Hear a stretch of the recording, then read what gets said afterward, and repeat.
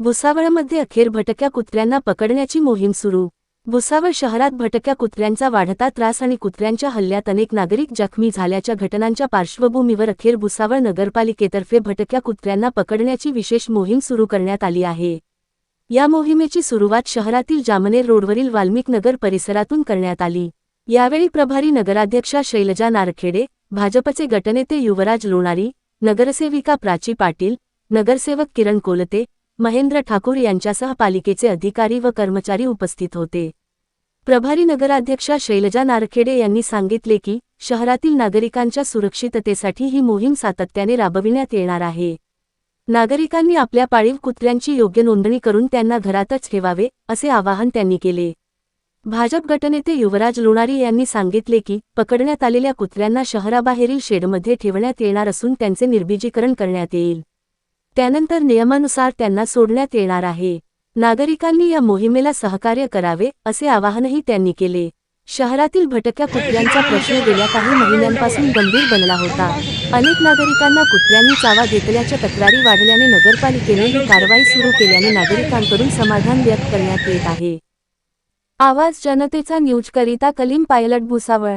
काही दिवसापासून आपण बघत आहोत की या शहरामध्ये कुत्रे चावण्याचं प्रमाण अतिप्रमाणात झालेलं होतं आणि नागरिकांची सुद्धा करोड होती। या संदर्भामध्ये नगरपालिकेने किमान 5 महिन्या अगोदर प्रशासन काळामध्ये निविदा केलेली होती, परंतु 4 महिन्यामध्ये त्याच्यावर कुठल्याही प्रकारचा निर्णय घेण्यात आलेला नव्हता। आम्ही आमच्या प्रभारी नगराध्यक्षा नारखेडेताई जेव्हापासून 4 घेतात त्यानंतर आम्ही संबंधित मक्तेदाराला बोलवून भुसावळमध्ये बोलवून त्यांच्याशी सविस्तर चर्चा केली आणि त्यांची जे अडचणी होती त्या दूर करून आसपासनं आम्ही कुत्रे पकडण्याची मोहीम सुरू केलेली आहे। शहरातल्या प्रत्येक प्रभागामधून आम्ही कुत्रे पकडण्याची मोहीम सुरू ठेवणार आहोत। नागरिकांना एक विनंती करेल, जर आपलं खाजगी कुत्रं असेल, पाळलेलं कुत्रं असेल तर ते आपण आपल्या घरामध्ये बांधावं।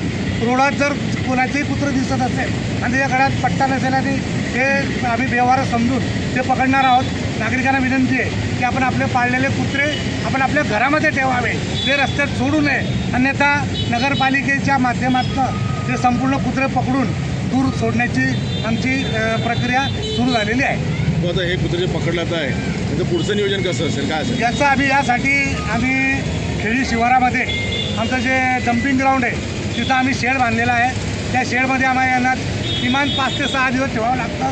तिथं त्यांचं निर्बीजीकरण करावं लागतं। निर्बीजीकरण केल्यानंतर आणखी 2-3 दिवस त्यांच्यावर निगा ठेवावं लागते आणि मग त्यानंतर त्यांना सोडावं लागतं। परंतु सोडताना आम्ही दूर सोडणार आहोत, शहरामध्ये ते पुन्हा परतणार नाही याची खबरदारी घेणार आहोत। कुत्रे पकडण्याची मोहीम सुरू करण्यात आलेली आहे। नमस्कार, आज भुसावळ नगरपालिकेतर्फे कुत्रे पकडण्याची मोहिमेस सुरुवात झालेली आहे।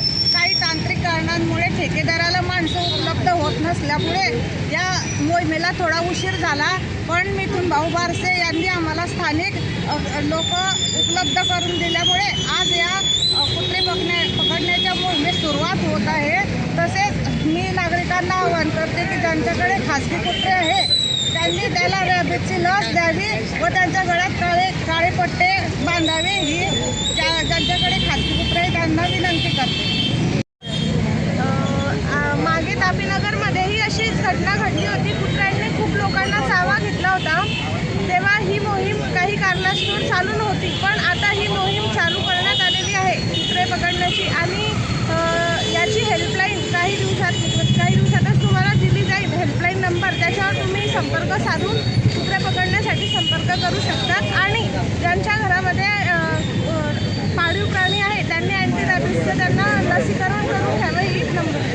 Subscribe now and press the bell icon. Never miss an update.